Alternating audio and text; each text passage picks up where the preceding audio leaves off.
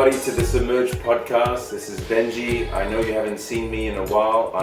The rumors of my demise have been greatly exaggerated. We're back, and we're back for a very special episode today because honestly, this is a double podcast. I have with me Ethel Wood. We're sitting on wood. It's the morning. Stop your perverted thoughts. This is an important double podcast because you're here to talk about your new mission, which I'm excited to hear about, and I think the world needs to hear about, Rooted Remedies, and soon to be also your own kind of channel, your own podcast, and a discussion. What is Rooted Remedies? Well, first of all, thank you for making time. This is lovely, and you look lovely. We're on the day after Thanksgiving, so we've had a lot of family time. Part of the puffiness. Part of the puffiness. Yes, excuse us. So yeah, what is Rooted Remedies, Ethel? Help my audience and your soon-to-be audience understand it. Rooted Remedies started when Lola, my daughter, fell at the park and developed a lesion on her tooth, and I took her to the dentist. Right. And was told, do not let it turn into a cavity. Okay. And so for me, that left a few questions. What does that mean to not let it turn into a cavity? What does it mean to support her? What does it mean to take care of it? So I looked into feeding her nutrient-dense foods. Okay. That would not allow bacteria to proliferate because she was supported.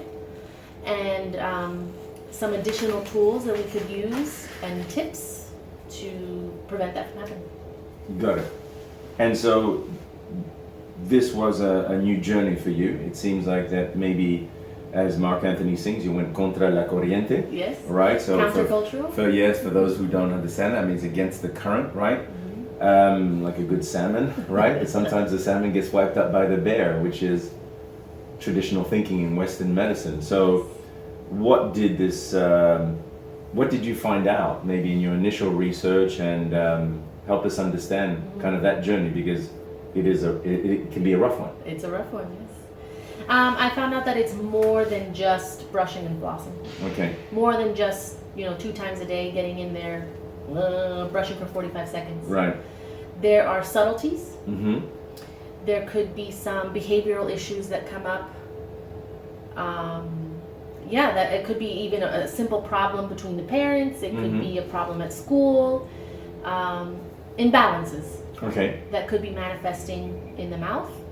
And then additionally, and actually quite simply, products and chemical overloads that contribute to a poorly balanced pH in the mouth. Got it. So then, your personal journey with your daughter, and then I'll briefly talk about my journey with my son, and also just even my other 2 children, right, who are doing more, what do we call, holistic dentistry or biological, right? Biological, dentistry. What do you want to do then now with this Rooted Remedies, and what do you envision for kind of the content that you're going to put out there, and who are you trying to help? Are you really trying to help the adults? Are you trying to help the kids? Or is it just an overall awareness? Help me understand that part. Yeah. It actually involves the parents. Okay. So there's a lot of, just like anything else in parenting, modeling. It's not them seeing, it's not you telling them go brush your teeth. Right. And that's it.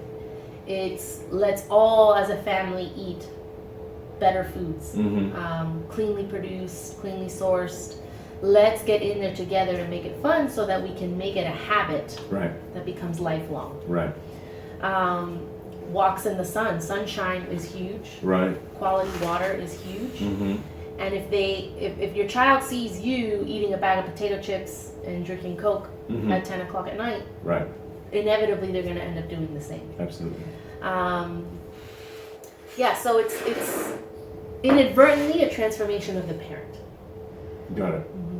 Well, that's a difficult proposition in this day and age, and also in this modern society, right? And even myself, having gone through, with 3 children, I only discovered holistic dentistry about 2 years ago, right? And was, I'm gonna say, not reticent to it. Maybe that's the right word, right? To be completely honest, because it's not something I had heard. I was more aligned with your ideas on food, because that was a longer journey that started in 2004, really accumulated, I think, around 2008, 2009, where I changed my habits, and mostly because of a back injury, right? But then it's true that the teeth and then that expression of it and those imbalances you talk about are deeply rooted, and hence the name of your, right? We're going to the source. We're not just trying to cover it up with a Band-Aid. So unfortunately, these journeys take time. Yes. These journeys can require sacrifice, right? And we're always reminded, whether through memes or positive, intent affirmations, is if you want to get something done or accomplished, it takes time, and it's not always an easy journey. No. So how do you assuage the fears of parents who are curious about this, and then would want to listen to your content? I would say the biggest way to do that would be to shift the perspective and look at what's going on. Let's say there is an active problem, a cavity or an infection, as a sign from the child. As a hey, by the way, this is going on, as opposed to something that you just brush over with a filling or a crown or an antibiotic. Obviously, all of that has its place. But when you start to kind of look at it like that, it's just like a smoke signal. Hey, something's wrong right here. It's usually a sign of something bigger going on. Got it. Well, I know that briefly you're gonna be talking to my son, my 14-year-old son, later, and his journey has been the most marked out of all three, because he's the one who. We removed his tongue tie. He's also wearing special braces, and he's gone through that sacrifice, that pain journey. So, it's tough as a parent. It's almost like when you do a math problem, you're up at you can't figure it out because you're just staring at but there's somebody in the back row that has a better perspective, right? Yeah. So you as an aunt looking at him, and also having the benefit of living further away and then coming to visit, what have you seen in him that you think is really marked? The growth spurt, right, is number one. I mean, he obviously had the sleep apnea and problems breathing, but for me, it's been a complete maturation of his face. He's it's kind of like he was on one path and then he's going on another physically, yeah. Hence, but because what I think to help our audiences here is like by opening up the jaw, right?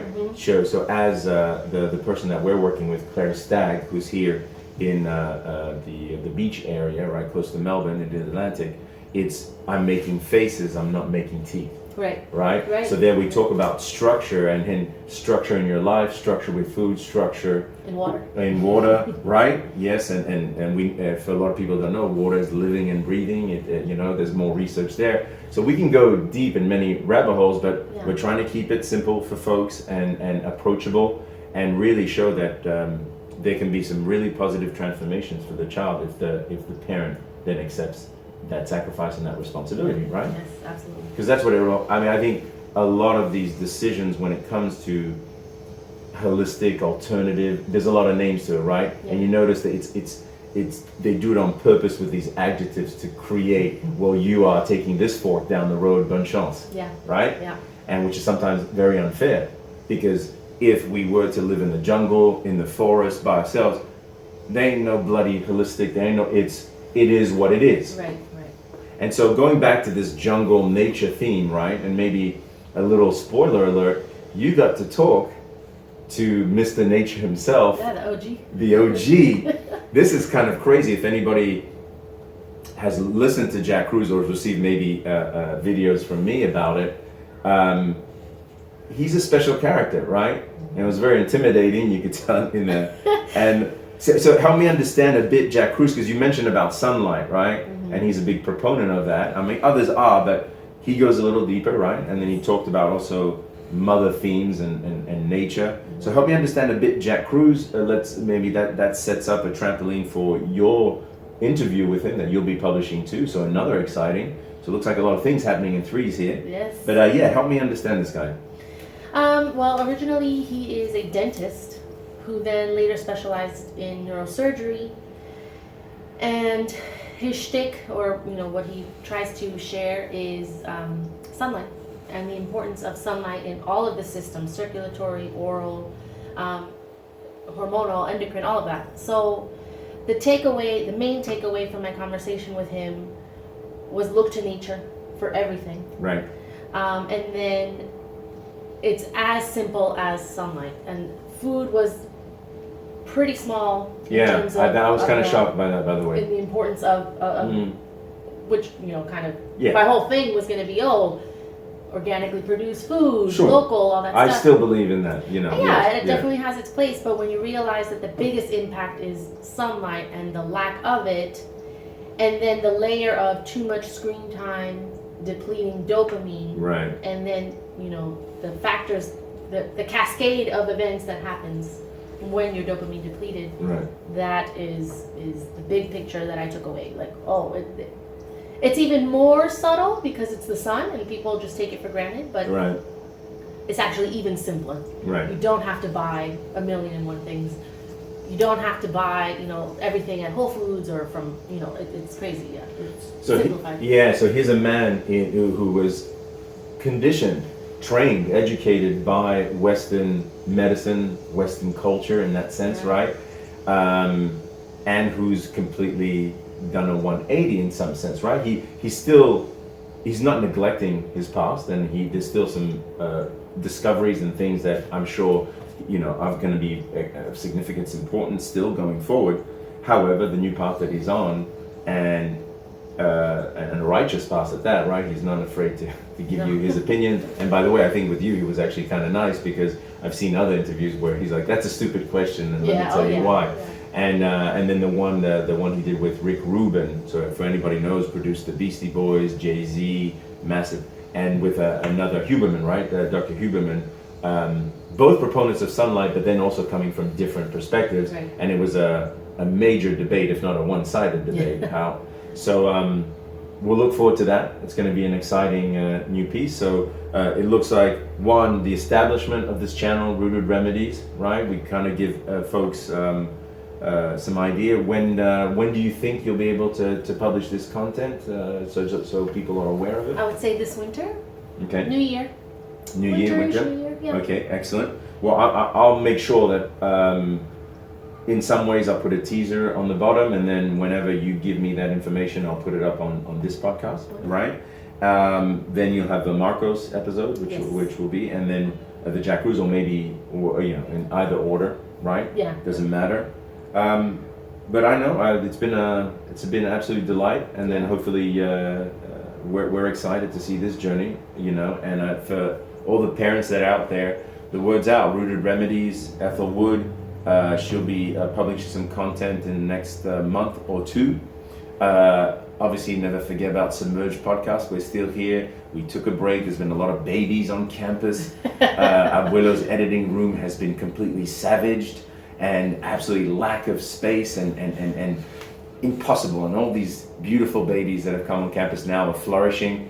And so that gives us a lot more room and space to get back to you with some exciting content. So look forward to that. So, and then Camila will be back too. Yeah. So thank you very much. Thank you. Ethel, thank you, Abuelo, again for your production. Tatoon Productions in the house. And everybody have a lovely rest of the Thanksgiving weekend. Ciao, ciao. Au revoir.